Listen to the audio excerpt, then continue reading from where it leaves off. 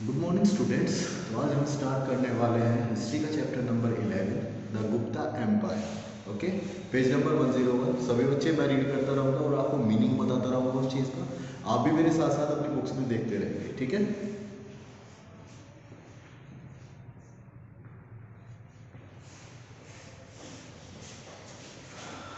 The Gupta empire.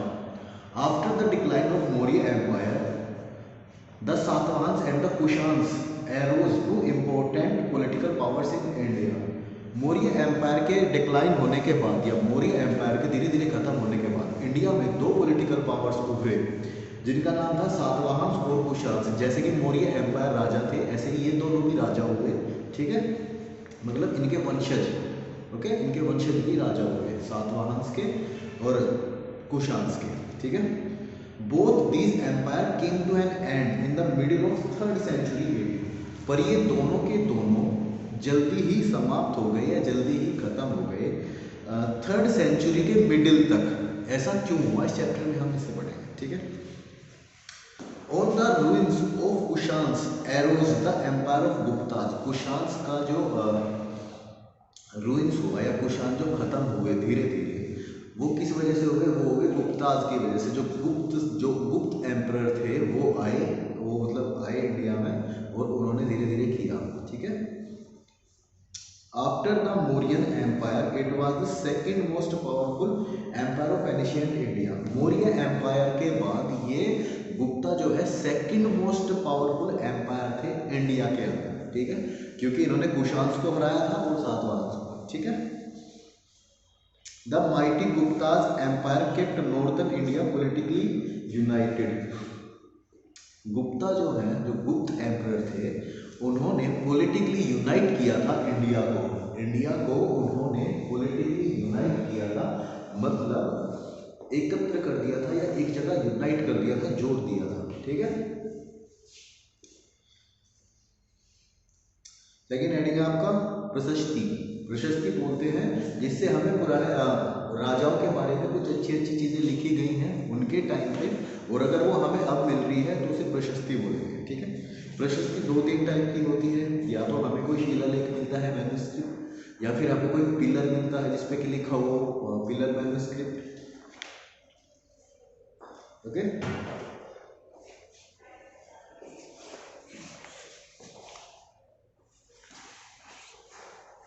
हाँ जी, तो प्रशस्ति के बारे में मैंने आपको बताया जिससे हमें पुराने राजाओं के बारे में कोई भी इंफॉर्मेशन मिल रही है या उनकी तारीफ हो रही है उस चीज में, ठीक है, उसे हम प्रशस्ति बोलेंगे। We get information about the Gupta from literacy as well as archaeological sources. हमें गुप्ताज के बारे में इंफॉर्मेशन कहाँ से मिलती है? एक तो लिटरेसी, मतलब उनके बारे में जो लिखा गया है, जो बुक्स वगैरह है उस टाइम की, या फिर आर्कियोलॉजिकल सोर्सेज। आर्कियोलॉजिकल सोर्सेज होती है कोई हमें पुराना पत्थर मिल गया जिसमें लिखा हुआ, जिसे शिलालेख कहते हैं, ठीक है। या फिर हमें कोई पिलर, जैसे कि अशोक ने पिलर बनवाए थे, वो भी एक आर्कियोलॉजिकल सोर्स का ही हिस्सा है जिससे हमें इंफॉर्मेशन मिलती थी उनके बारे में और इनके बारे में भी अलग से, ठीक है। One very important source in Allahabad pillar inscript which praises military achievement of Samudragupta. एक बहुत ही इंपॉर्टेंट सोर्स है जिसके बारे में हमें इंफॉर्मेशन मिलती है, जो कि है इलाहाबाद में एक पिलर है, मैन्युस्क्रिप्ट एक पिलर है इलाहाबाद में, उसके ऊपर लिखा गया है समुद्रगुप्त के बारे में। समुद्रगुप्त एक सबसे पावरफुल राजा था गुप्त एम्पायर का, ठीक है। गुप्त एम्पायर का सबसे पावरफुल राजा था समुद्रगुप्त, ठीक है। प्रशस्ति is a special kind of inscription. प्रशस्ति एक तरह की लिखी हुई कोई चीज होती है जो राजाओं के बारे में लिखा हुआ, इंस्क्रिप्शन होता है, मतलब लिखा हुआ होता है, ठीक है। Prashasti means in praise of the Sanskrit. Prashasti be composed by the poets praises and glorify the special qualities and achievements of the king. प्रशस्ति में हमें अचीवमेंट्स पता लगते हैं किंग्स के, जो उस टाइम के पोएट्स थे उनके बारे में उन्होंने कुछ कहा हो या कुछ लिखा हो, ठीक है। प्रशस्ति में हमें ये सब चीजें पता लगती हैं उस टाइम के राजाओं के बारे में। The Allahabad pillar inscription composed by Harisena the court poet of Samudragupta. Samudragupta के जो हरिसेन थे समुद्रगुप्त के पोएट थे, राज कवि थे हरिसेन। उन्होंने इलाहाबाद के पिलर इंस्क्रिप्शन को कंपोज किया था या बनाया था या उस पर लिखा था। ठीक है। द प्रशस्ति gives a long list of rulers he defeated with their names and territories. उस प्रशस्ति पे क्या लिखा है? उस प्रशस्ति पे लिखा है समुद्रगुप्त ने जिस जिस राजाओं को हराया और जिस जिस राज्य पे अपना अधिकार जमाया, ठीक है, उसके बारे में लिखा है प्रशस्ति में, उनके नाम के साथ राजाओं की जो उसने हराए थे। Moreover the prashasti glorify the praise Samudragupta not only as a great conqueror but also as an accomplished poet and a talented musician. प्रशस्ति में सिर्फ वही लिखा ग्लोरीज और प्रेजेस के बारे में, उसके मतलब उसकी जीत के बारे में और भी चीज़ें लिखी हैं। उनसे हमें पता लगता है कि वो एक बहुत महान कॉन्करर था या बहुत महान राजा था जिसने कि कॉन्करर किया वर्ल्ड को, ठीक है, मतलब जीत लिया था ऑलमोस्ट सारे इंडिया को। उसमें एक और टैलेंट भी था, वो बहुत अच्छा पोएट था और बहुत अच्छा म्यूजिशियन भी था। ठीक है। This prashasti are a very important and unique source of information about the Gupta group. प्रशस्ति एक बहुत इंपॉर्टेंट सोर्स है जिसके बारे में हमें उन लोगों की इंफॉर्मेशन मिलती है, गुप्त साम्राज्य की इंफॉर्मेशन मिलती है। ठीक है।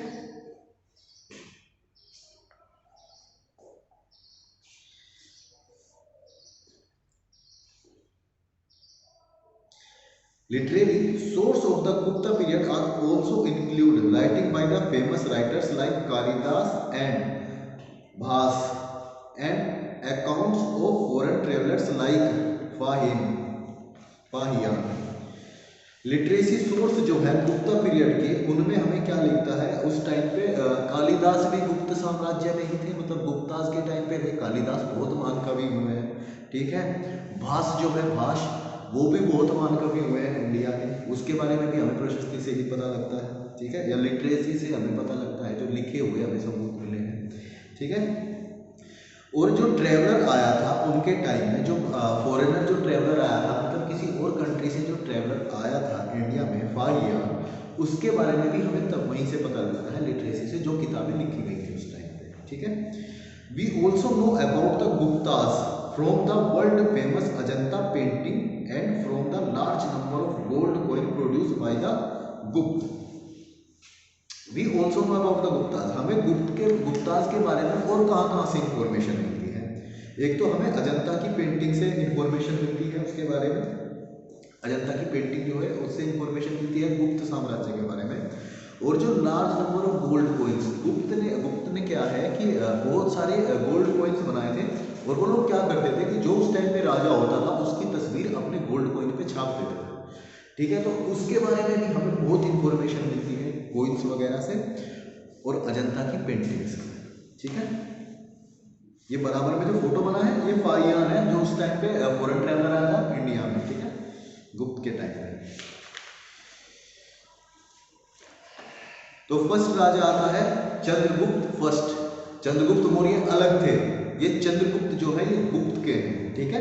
चंद्रगुप्त मौर्य थे, मौर्य डायनेस्टी के, और ये है डायनेस्टी के, और ये है गुप्त डायनेस्टी। ठीक है। 320 AD से 335 AD तक। ठीक है। मैंने आपको AD और BC बता दिया था पहले ही, उससे ही है। 320 AD से लेके 335 AD तक ये राजा रहे थे। The founder of the Gupta dynasty was Srigupta.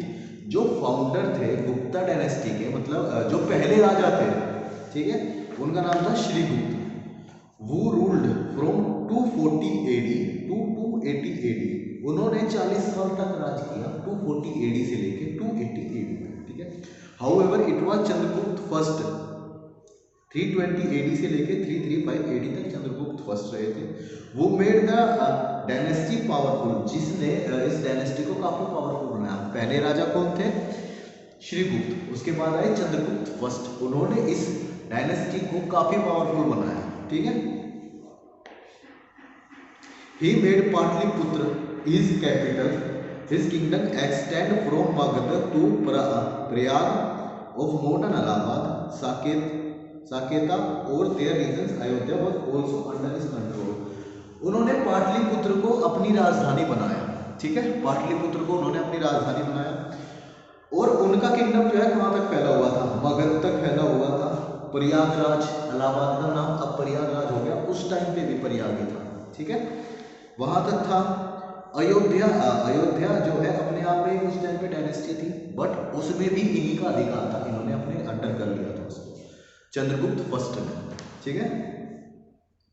Thus he managed to bring under his political control the mineral rich Bihar and fertile plain of Uttar Pradesh. इन्होंने बिहार को भी अपने अंडर कंट्रोल में कर लिया था और उत्तर प्रदेश को भी। उत्तर प्रदेश की जमीन जो है वो काफ़ी फिल्टर्ड है, मतलब काफ़ी उपजाऊ प्लेन्स हैं यहाँ की जो ज़मीनें हैं यहाँ की। और बिहार क्या है, मिनरल्स के मामले में रिच है, मतलब वहाँ पे माइनिंग करने पे आयरन ओर्स वगैरह और बाकी चीज़ें जो हम ज़मीन से खोद के निकालते हैं उन चीज़ों का काफ़ी भंडार है वहाँ, ठीक है। तो इन्होंने उस पर भी कब्जा कर लिया था। The material prosperity enabled Chandragupta first to establish a powerful kingdom. उससे क्या हुआ, इन सब चीजों पे कब्जा करने के बाद चंद्रगुप्त ने एक पावरफुल शासन की नींव रखी है, एक पावरफुल साम्राज्य की शुरुआत करी, ठीक है। He also strengthened his political position by marrying into a political powerful Licchavi family. उन्होंने अपने आप को पॉलिटिकली स्ट्रॉन्ग करने के लिए क्या किया, एक पावरफुल फैमिली थी लिचावी फैमिली, उससे उन्होंने शादी कर ली, मतलब उनकी बेटी से उन्होंने शादी कर ली, जिससे कि वो भी इनके इधर आ गए, ठीक है, उनके अंडर में।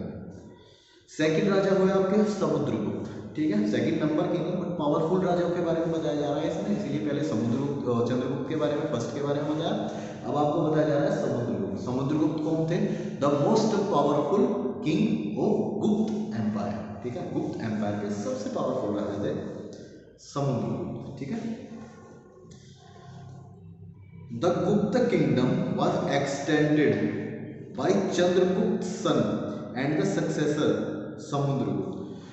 चंद्रगुप्त के जो बेटे थे वो समुद्रगुप्त थे और उन्होंने इस किंगडम को काफी एक्सटेंड किया, ठीक है। वो 335 से लेके 380 तक वो राजा रहे, 335 से 380 तक, ठीक है, 45 ईयर्स के लिए वो राजा रहे थे।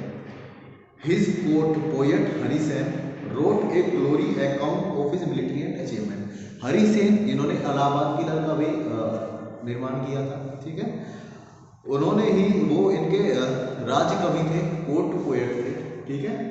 उन्होंने इनकी glowing account of his military achievements, इनकी मिलिट्री अचीवमेंट्स के बारे में उन्होंने काफी कुछ लिखा है या काफी कुछ उन्होंने कहा था, ठीक है।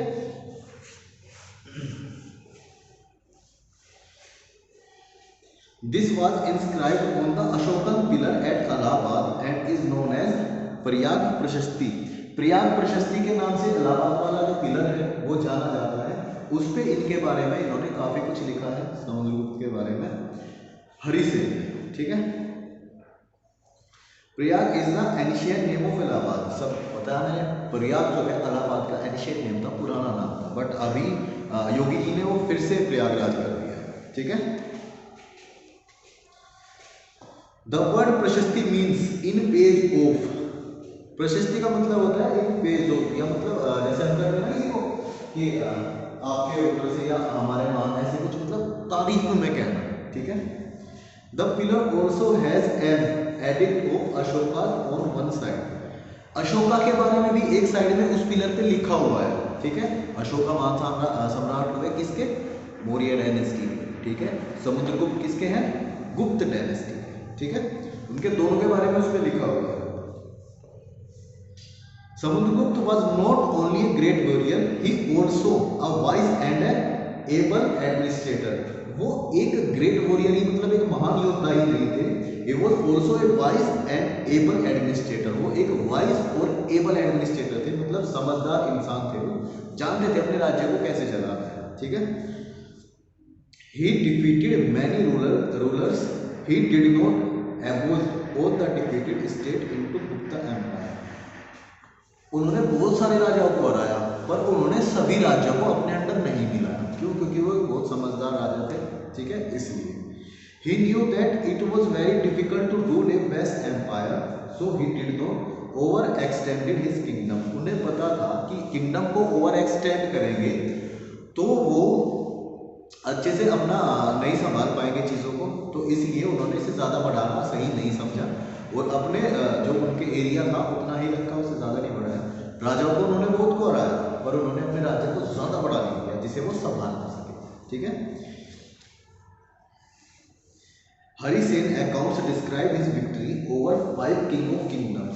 हरिसेन ने जो लिखा है उनके बारे में, उसमें 5 काइंड्स ऑफ किंगडम्स के बारे में लिखा है, उनके 5 काइंड्स ऑफ किंगडम की किस तरह से वो चलाते थे।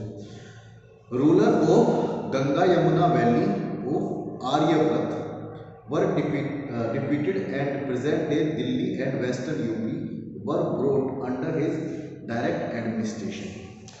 गंगा यमुना के बीच का जो क्षेत्र है जो कि जिसमें हम रहते हैं, वेस्टर्न यूपी में हम लोग रहते हैं, ठीक है, और दिल्ली जो अब आता है उसे उस टाइम पे कहा जाता था आर्यव्रत, इस एरिया को, ठीक है, उसे उन्होंने डिफीट किया था और अपने अंडर में रखते थे, डायरेक्ट एडमिनिस्ट्रेशन में, मतलब वो रूल यहीं से करते थे। ठीक है। Ruler of eastern India included the frontier state of Assam, Nepal and Coast Bengal, we made to accept his overlordship। जो ये राजा थे यहाँ के, आसाम के, नेपाल के और बंगाल के, उन्होंने उनकी ओवर लीडरशिप, मतलब उन्होंने उन्हें अपने से बड़ा राजा माना और उनके अंडर काम करना सही समझा। ठीक है। They were not made a part of Gupta empire but they become subordinates. वो गुप्त एम्पायर के पार्ट नहीं बने बट वो उनके सबऑर्डिनेट्स थे, मतलब अगर वो कुछ कहेंगे तो वो लोग मान लेंगे, वो उसे मना नहीं करेंगे। ठीक है। And paid him annual tributaries attend his court. उनकी कोर्ट्स में आते थे जब उनकी कोर्ट लगती थी और उनको गिफ्ट भेजते थे, एनुअली अच्छे अच्छे ट्रिब्यूट्स भेजते थे। ठीक है। 12 रूलर ऑफ द डेक्कन और Dakshinapatha surrender to Samudragupta being defeated and he allowed them to rule again. Deccan के जो राजा थे, 12 रूलर्स थे डेक्कन के, दक्षिणा पंथ था उनका नाम, उन्होंने सरेंडर किया था समुद्रगुप्त को, बट इसके बाद भी समुद्रगुप्त इतने अच्छे राजा थे, उन्होंने उन्हें ये नहीं कहा कि फोर्स नहीं किया कि भाई हम राज करेंगे यहाँ पे या हम ही राजा रहेंगे। उन्होंने कहा कि जी अपना रूल, अपना राज्य आप आराम से चला सकते हैं, कोई दिक्कत नहीं। ठीक है।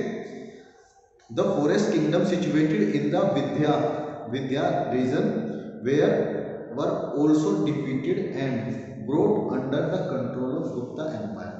The forest kingdom जो था विद्या, वो भी डिफीट किया था समुद्रगुप्त ने और उस पे गुप्त एम्पायर का कंट्रोल था। ठीक है। The descendant of Kushans and Shakas ruling in Afghanistan and the ruler of Sri Lanka also submitted him and offended his daughter for marriage। Sri Lanka के, अफगानिस्तान को भी उन्होंने हराया, श्रीलंकन को भी उन्होंने हराया। श्रीलंका के जो राजा थे वो अपनी बेटी की शादी करना चाहते थे समुद्रगुप्त के साथ। उन्होंने if we believe in the glowing phase of Samudragupta as inscribed on the Ashoka's pillar it seen that Samudragupta never knew any defeat. अगर हम अशोक के पिलर पे जो लिखा हुआ है, जो कि इलाहाबाद में पिलर है समुद्रगुप्त के बारे में, अगर हम उस पर जाएं तो उससे हमें पता चलता है कि समुद्रगुप्त अपनी जिंदगी में एक भी लड़ाई नहीं हारे। ठीक है। अगर हम उससे जाएं, हिज ब्रेवरी इसीलिए उन्हें नेपोलियन ऑफ इंडिया भी कहा जाता है समुद्रगुप्त को। नेपोलियन को आप जानते हैं, नेपोलियन कभी भी लड़ाई नहीं हारा था, तो समुद्रगुप्त को इंडिया का नेपोलियन कहा जाता है। आज इसे हम यहीं तक रखते हैं 103 पे, बाकी का कल कंटिन्यू करेंगे। Okay, have a good day. अगर किसी को भी कुछ भी समझ में ना आया हो तो मेरा नंबर है व्हाट्सएप पे, आप एकदम से मुझे डायरेक्ट मैसेज कर सकते हैं। ठीक है। Thank you.